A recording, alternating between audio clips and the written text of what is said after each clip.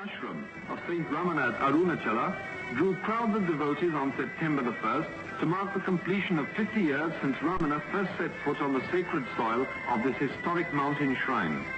From far and near they flocked for darshan of the holy sage, who by the severest austerities and profound contemplation has attained spiritual wisdom and serenity unique in the country.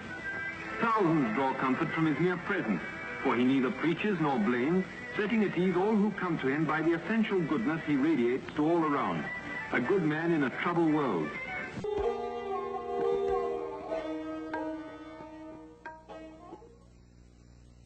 He adhered to a punctual routine, which included going out for a stroll twice a day. At these times he would walk up on the slopes of his beloved Arunachala hill, and if any attachment to anything could be said of him, it was surely an attachment to the hill. He loved it and said it was God himself, the spiritual heart or center of the earth. He seemed to never be so happy as when wandering around its slopes, and once remarked that there was not one spot on the hill where he had not set his foot. He also encouraged devotees to walk around the 8-mile circumference of the hill, as it has been well known from ancient times to be a very potent spiritual exercise. Generally, the Maharishi appeared to be indifferent, a witness to what was going on around him. Nevertheless, he was always aware of what was happening and seemed to be very particular about certain matters. First of all, he insisted that he should be accessible to devotees and visitors at all times, even on the day of his death when he had no strength to even hold his head erect. He asserted that devotees should not be prevented from seeing him. He was also very keen that visitors should be fed immediately upon their arrival, and food should be well cooked and nutritious. He participated and supervised meal preparations for many years. The Maharishi was adamant that no preferences should be given to him in way of food or conveniences. If it is good for me, it must be good for all, he would say when some special food preparation or medicine was offered him. He would then make the attendants distribute the item to everyone present before he would take it himself.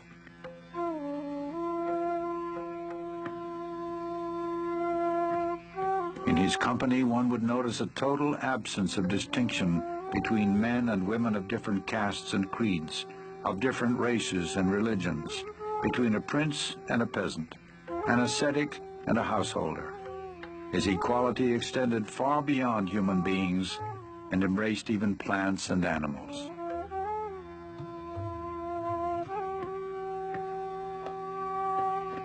His love for and affinity with animals can be compared only to that wonderful child of Christ, St. Francis of Assisi.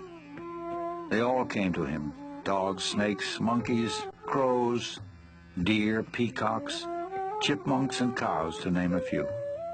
Their silent language was known to him, and when he spoke, they understood and obeyed. He arbitrated the monkeys' quarrels. He has been known to speak to the wild leopards and cobras, and the whole animal kingdom accepted him as their guardian and defender.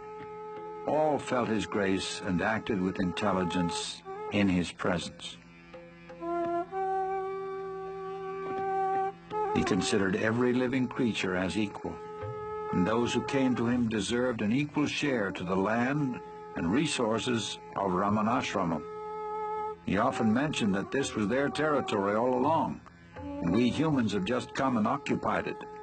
If they could speak, they would claim their rights as well.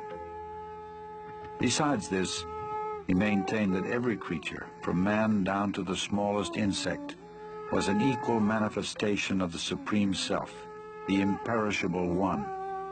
And even an animal can progress spiritually and on rare occasions attain liberation. This was demonstrated in the life of the cow Lakshmi. For over 20 years she lived in the ashram and exhibited a rare devotion to Bhagavan and intelligence in all matters. Bhagavan fully reciprocated her gentle devotion, and on her last day and her end was near, the imperfect reality. He often said that the true teaching was in silence, but this does not mean verbal expositions also were not given. And although he authorized many different methods of spiritual practice, he, however, laid the greatest emphasis on the path of self-inquiry. The first and foremost of all thoughts that arise in the mind is the primal I thought. It is only after the rise or origin of the I thought that innumerable other thoughts arise. Search by means of a deeply introverted mind wherefrom this I arises. If we go inward questing for the source of the I topples down, and immediately another entity will reveal itself proclaiming I. Even though it also emerges saying I, it does not connote the ego, but the one perfect existence. People of all religions came to him, and he never advised any of them to change their faith or abandon their creeds. He answered all their questions patiently, but in the end brought them round to the self. Know who you are, then all else will be known, he would say. To a question put to him about happiness, he replied, happiness is your real nature. You identify yourself with the body and mind, feel its limitations, and suffer.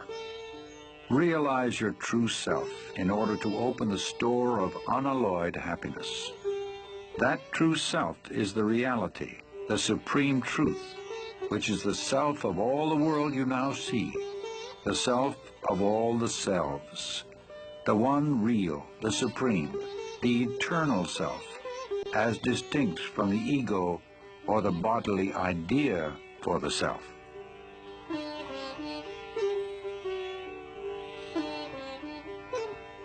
He never advised anyone to renounce their families or move to the forest. The obstacle is the mind, he would say. It must be got over whether at home or in the forest. And why should your occupation or duties in life interfere with your spiritual effort? By giving up activities is meant giving up attachment to activities or fruits thereof, giving up the notion, I am the doer. The practice of his teaching doesn't require outward rituals or ceremony. It takes one straight to the source of one's own being, which is the source from whence all religions spring and must ultimately resolve. It can be practiced by men and women of all walks of life, regardless of their environment.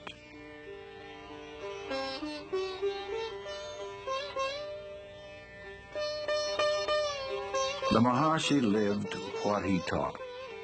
In fact, his life was the most perfect demonstration of the supreme state of self-realization.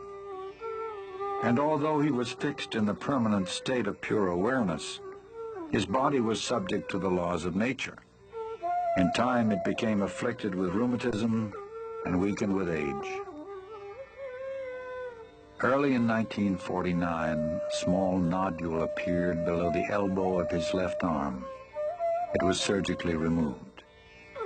It later reappeared and was diagnosed as a malignant tumor, which inch by inch ate up the flesh of his left arm, poisoned his blood, and finally rang down the curtain on a life of immaculate purity and grace. Throughout his final year, there appeared to be terrible suffering, but the Maharishi never complained. He seemed to be indifferent alike to the existence or non-existence of the body, being almost unaware of it. Devotees, seeing his gradual weakening and ominous symptoms, expressed their agony at his impending departure. He simply told them that they attached too much importance to the body, indicating that his influence was not limited to the diseased body they saw before him. When on April 13, 1950, a physician brought him some special medicine, he refused it, saying, "It is not necessary. Everything will come right within 2 days."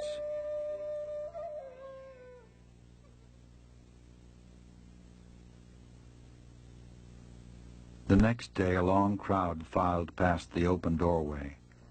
There was no struggle, no spasm, no other sign of death, only that the next breath did not come. At that very moment, an enormous star trailed slowly across the sky and disappeared behind the holy Arunachala hill. Many saw it, even as far away as Madras, and felt what it portended.